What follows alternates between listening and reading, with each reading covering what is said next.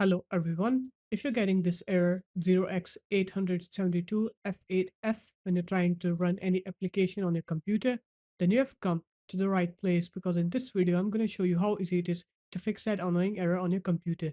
So I'm going to show you two solutions. The first one is the date and time. So this error happens when your date and time is not synced up with the internet. So you're going to right click on here, click on adjust date and time, and just click sync now on here.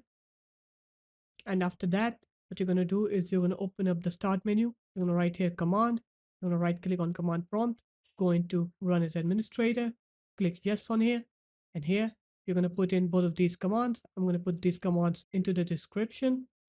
So you're going to put this command in, you're going to press enter. And after that, you're going to put this command in, and then you're going to press enter again. And once you put both of these commands in, you're going to go ahead and restart your computer. And once you're done with the restart, then you can go ahead and open your applications and you will notice that that error will have been fixed. So there it is, guys. That was how easy it was. If you found this video helpful, make sure to leave a like, comment, and subscribe to the channel. And I'll see you in my next video. Peace.